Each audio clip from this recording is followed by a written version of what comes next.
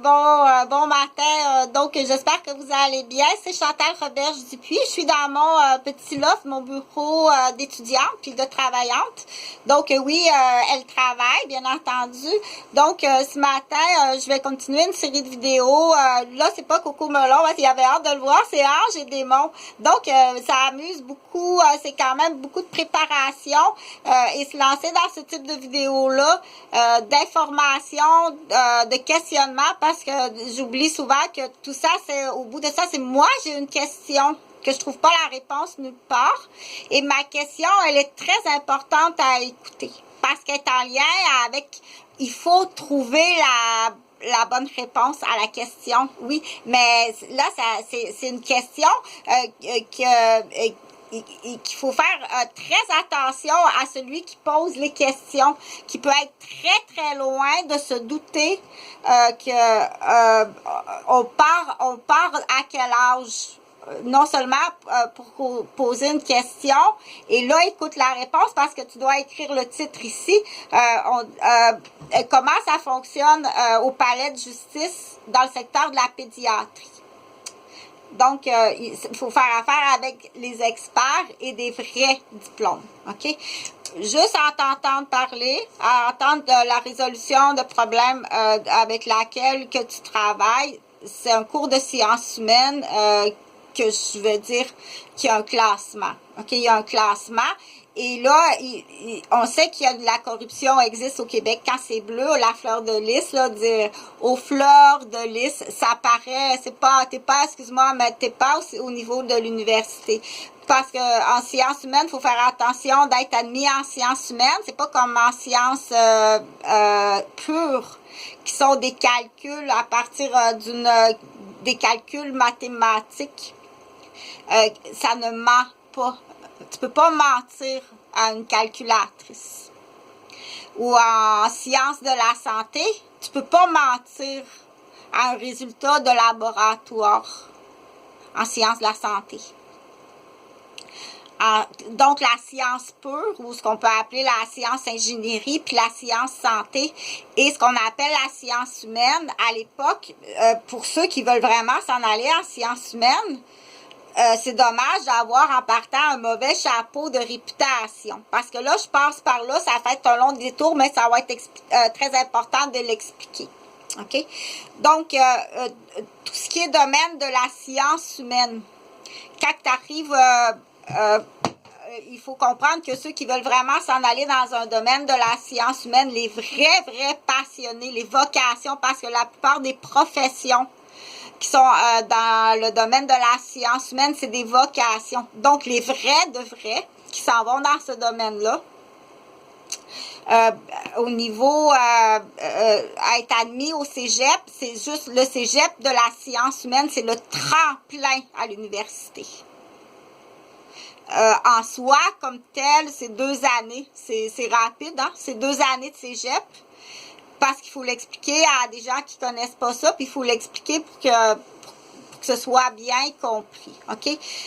Quand tu finis ton secondaire, quand tu réussis ton secondaire avec tes cours du secondaire pour être admis au cégep en sciences humaines, il faut bien l'expliquer pour pas que la personne arrive avec ses 2 années en sciences humaines au cégep et dire « Ouais, mais qu'est-ce que je peux faire avec ça? » J'ai pas la question.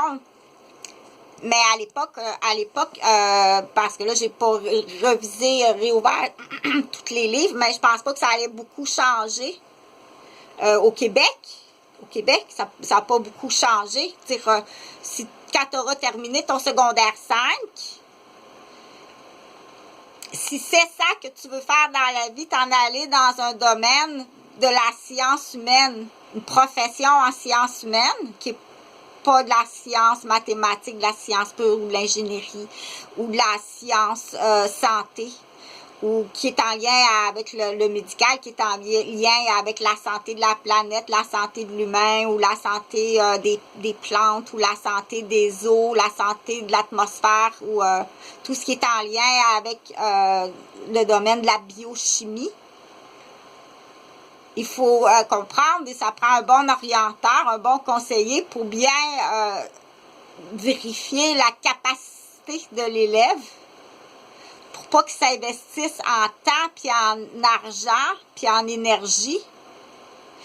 Et puis là, dire, mais là, après mes 2 années de cégep en sciences humaines, c'est un tremplin. Il n'y a pas comme tel de profession que tu peux faire. Il y a une boule noire à côté, là, selon moi, avec de la matière cancérigène, électromagnétique. T'es un assassin. Oui, t'es un assassin. Le gros bucket, le gros bucket, la caisse de 24, c'est une virgule. Le pichet de bière, tes 2 canettes de bière, puis ton petit shooter de bière. Donc ça, j'en ai assez parlé de la criminalité au Québec. C'est là qu'on va appeler aux fleurs de lys. OK? Ma belle fleur de lys. Parce que là, je vais arriver rapidement à plusieurs choses. OK? Donc, réussir à aller au cégep, admis en sciences humaines, honnêtement, légalement, parce qu'on sait qu'il y a des modifications du piratage de points dans les bulletins, puis il y a même des cadeaux ou de l'argent qui peut être passé. OK? On sait que ça existe au Québec, il y en a beaucoup. Donc, pour ceux qui sont honnêtes, qui ont la passion, la vocation de vouloir œuvrer dans une profession, donc il doit être admis en sciences humaines au cégep. C'est juste un tremplin, c'est 2 années pour après ça aller à l'université. Dans un domaine, dans un domaine qui est dans la science humaine, qui est spécifiquement, là, il faut regarder dans le livre. Donc, il faut tout comprendre ça. C'est sûr que c'est sur le comptoir, c'est des livres de tatou, des livres des revues de mode, des revues de décoration, des revues de tatouage, des revues de moto, ben là, il faut que tu mettes aussi la revue, on dit de feuilleter ça, je me souviens de t'avoir vu, donc il y a des témoins, là, je me souviens. Donc là, je continue à dire, ça, c'est le travail d'un bon orienteur, OK? L'orienteur, normalement, il doit être gentil, il ne doit pas te blesser. Si l'orienteur te blesse, ça prend, il y a une façon de parler, OK? Donc, moi, je vais juste prendre une petite pause, là. Respire. Donc, une façon de parler. Que spécifiquement, quand la façon de l'orienteur ou du conseiller de te parler ne doit pas dépasser une règle. Une règle. Où est-ce qu'il peut y avoir une blessure ou une insulte ou juste le rire, le ralliement du rire. Il est en train de coller ses amis. Ou comment m'avez-vous trouvé?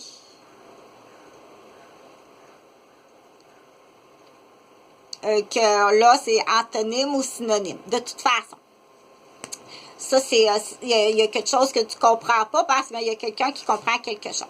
OK? Donc, ça, c'est bien important de reconnaître la personne. Le but de cette petite parenthèse-là, c'est de reconnaître la personne qui est vraiment qui a vraiment fait son cégep en sciences humaines, puis qu'il est à l'université. Puis qu'il y a vraiment les notes de passage à l'université, que c'est pas des notes de piratage ou une enveloppe d'une roue de tracteur. On dit ça comme ça, ben plutôt une enveloppe là, d'un pick-up. Une enveloppe d'un pick-up du Québec. On dira pas une roue de tracteur parce que là, c'est trop proche du cultivateur, puis j'aime moins ça. Donc, OK, donc s'il n'est pas rendu à l'université avec ce qu'on appelle une enveloppe du piratage d'un bulletin d'admission à l'université, à partir d'une histoire de foufoune aussi,